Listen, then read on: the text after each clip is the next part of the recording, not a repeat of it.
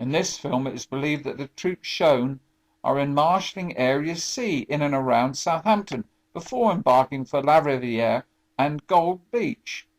The first transit camp shown in the film is C-14 at South Holmes Copse between Romsey and Winchester.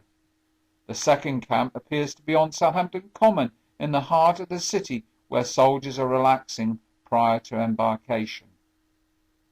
At the end of May 1944, these camps were sealed, meaning that the troops inside were not allowed to leave.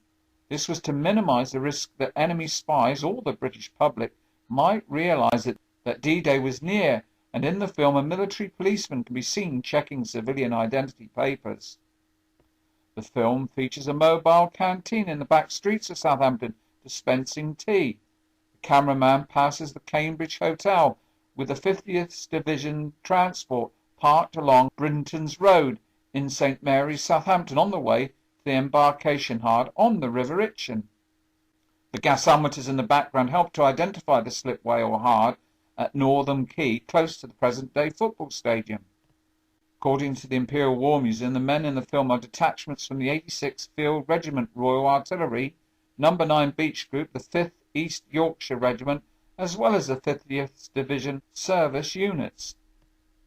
Official accounts describe how the embarkation on D-Day was organised to a highly detailed timetable, but in reality, because of the delay, it was left to those on the dockside to organise embarkation on an ad hoc basis according to new arrivals and the needs of the front line.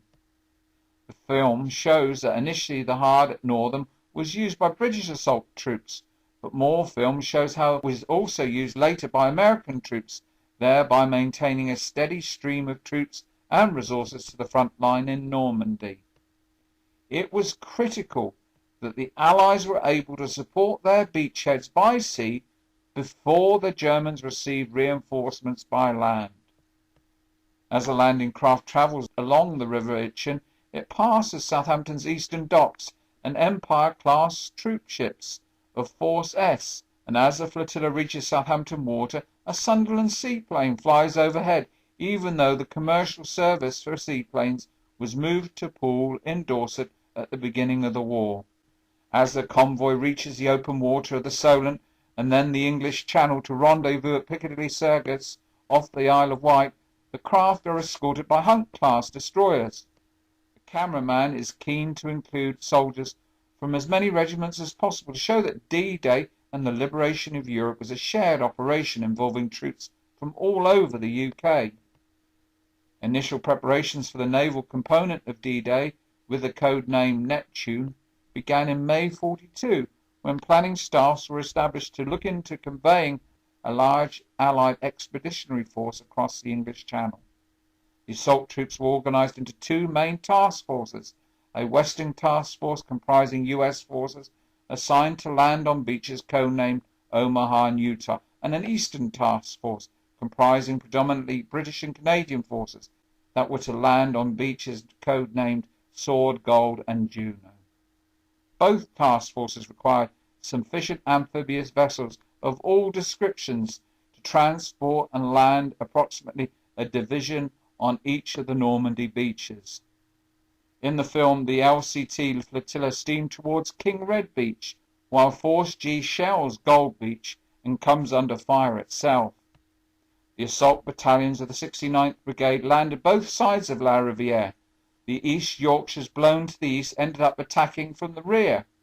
To the west, the Green Howards were initially caught in a volley of gunfire along the length of La Riviere, but by 1000 hours were able to move a mile inland onto the Mervien Ridge. During this advance, Company Sergeant Major Stanley Hollis of the 6th Green Howards was involved in the first of the actions that were to win him the Victoria Cross, the only to be won on D-Day. To the west, the assault battalions of the 231st Brigade landed east of La Hamel, the Hampshires close to La Hamel, the Dorsets further east. The pre-landing bombardment had missed the strong points in the village, where the more experienced German 352nd Division were waiting, and were able to cause heavy casualties among the Hampshires, while the Dorsets were off the beach in an hour. It was not until 1500 hours that the last strong point in La Hamel was finally put out of action.